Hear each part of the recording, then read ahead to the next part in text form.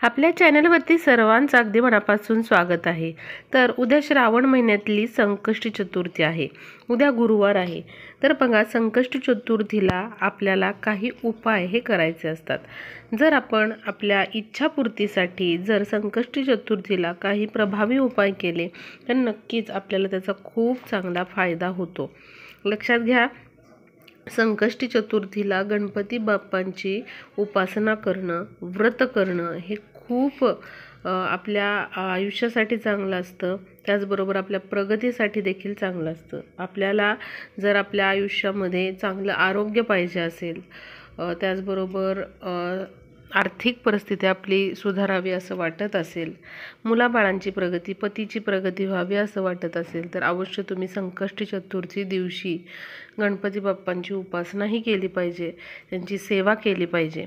बघा, जर या दिवशी उपवास करणं शक्य नसेल तर तुम्ही या दिवशी तुम्ही साधी सोपी पूजा करा, पण आवर्जून गणपती बाप्पांची पूजा करा। चंद्राची पूजा या दिवशी अवश्य तुम्ही करा। संध्याकाळी जेव्हा चंद्रोदय होतो रात्री, तर त्यावेळी तुम्ही चंद्राची देखील पूजा ही करायची आहे। त्याचबरोबर बघा, अनेक उपाय देखील संकष्टी चतुर्थी दिवशी केले जातात। हे उपाय जे आहेत ते अत्यंत सोपे असतात, साधे असतात, पण खूप शीघ्र फळ देणारे हे उपाय असतात। त्यामुळे बघा, आवर्जून तुम्ही हे उपाय करत चला। जर तुम्हाला कुठल्याच कामामध्ये यश मिळत नसेल, त्याचबरोबर कुठलंच काम पूर्णत्वाला जात नसेल, कामे मार्गी लागत नसतील, कामं अडकत असतील सारखी, किंवा तुमची एखादी खूप मोठी इच्छा आहे आणि ती पूर्ण होत नाही आहे, जसं की बऱ्याच जणांना स्वतःचं घर व्हावं असं वाटत असतं, किंवा त्याचबरोबर आपल्याला नोकरी लागावी, व्यवसायामध्ये यश मिळावं असं वाटत असतं। प्रत्येकालाच वाटतं आपली आर्थिक स्थिती चांगली असावी, माता लक्ष्मीने अखंड आपल्यावरती कृपा करावी असं प्रत्येकाला वाटतं। प्रत्येकाच्या काही ना काहीतरी इच्छा असतात आणि प्रत्येकजण त्या इच्छापूर्तीसाठी भरपूर मेहनत घेत असतो। पण बऱ्याच वेळेला काय होतं, मेहनत घेऊन देखील त्या इच्छा पूर्ण होत नाही, काहीतरी मार्गामध्ये अडचणी या येत असतात।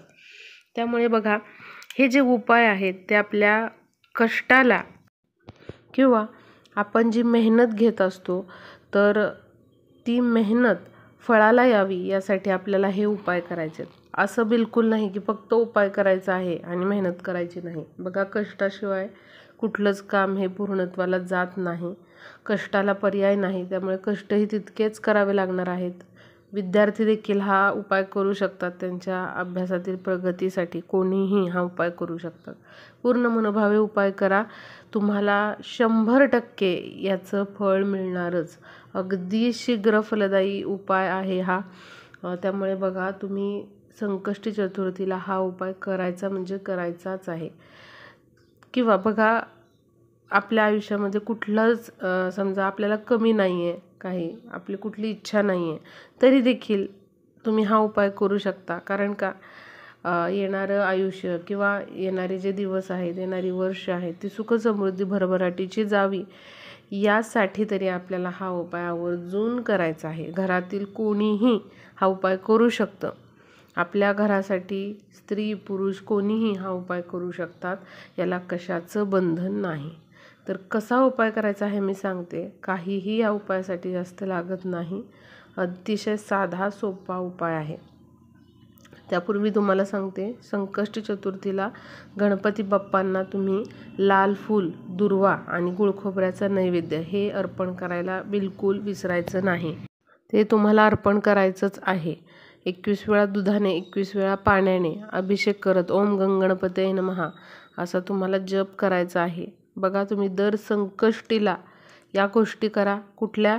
21 वेळा पाण्याने, 21 वेळा दुधाने अभिषेक, ओम गणपतये नमः या मंत्राचा जप करत घरातील मूर्तीला करायचा आहे अभिषेक।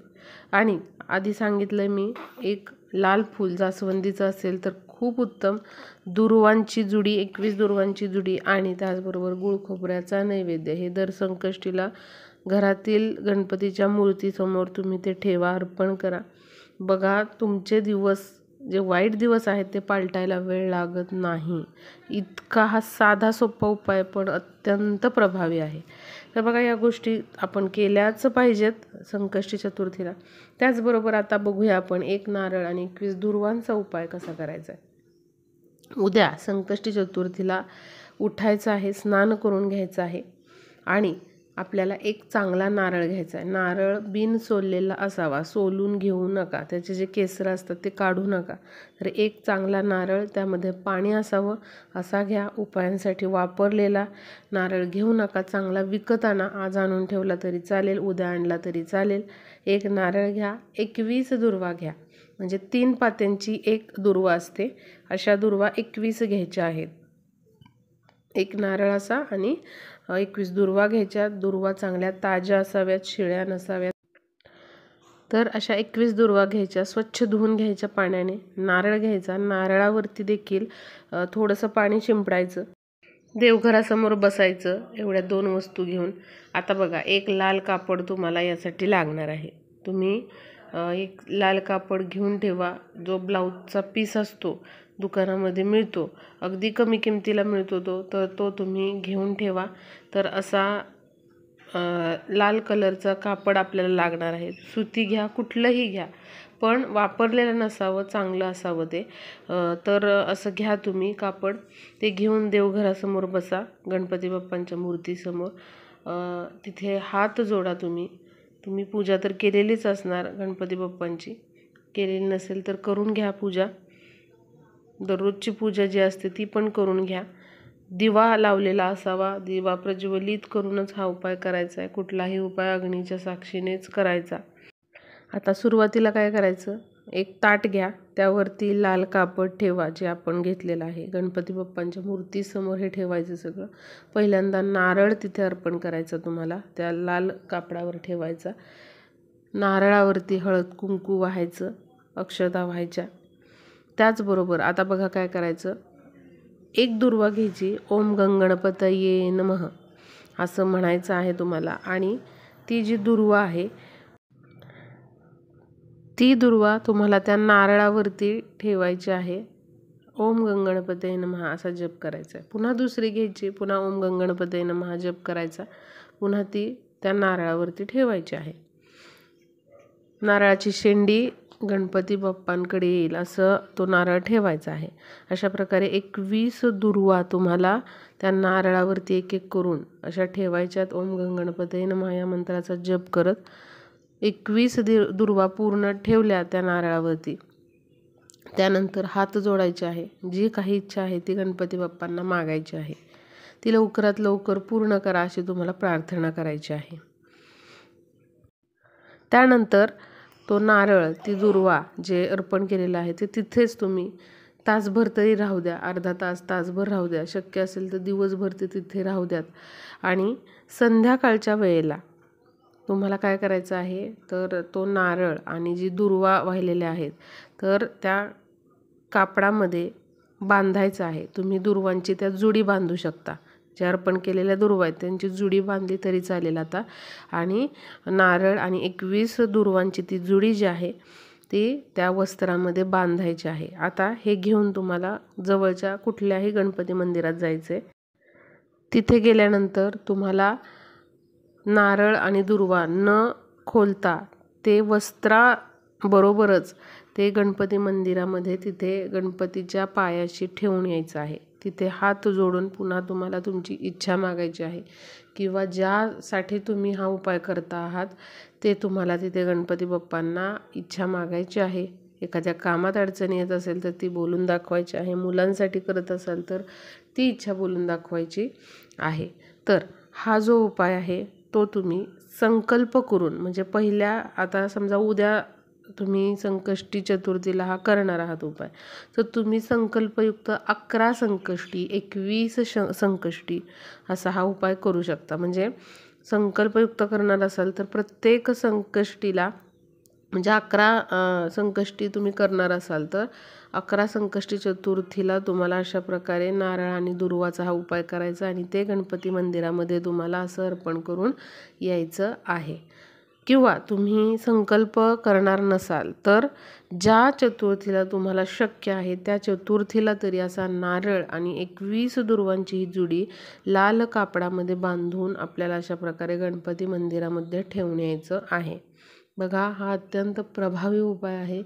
तुमच्या आयुष्यामधलं कितीही दुःख असू द्यात, कितीही मोठी इच्छा असू द्यात, ती पूर्ण होणार. जे काही दुःख आहे ते दूर होणार आणि तुमची जी इच्छा आहे ती गणपती बाप्पा पूर्ण करणार म्हणजे करणारच. असा हा उपाय आहे. किंवा हा उपाय करत असताना तुम्हाला इतके छान अनुभव येतील, ज्या गोष्टी कधीच घडण्याची शक्यताच नव्हती आयुष्यामध्ये, त्या खूप चांगल्या चांगल्या गोष्टी घडताना तुम्हाला अनुभवायला मिळतील. एवढा छान हा नारळाचा आणि दुर्वांचा उपाय आहे. करायला विसरू नका. संकल्पयुक्त केला तरी चालेल. संकल्प न करता फक्त प्रत्येक संकष्टी चतुर्थीला जरी हा उपाय केला तरीही चालेल. घरातील कुणीही आपल्या सुखी संसारासाठी, भरभराटीसाठी, त्याचबरोबर आर्थिक प्रगतीसाठी हा उपाय करू शकतात.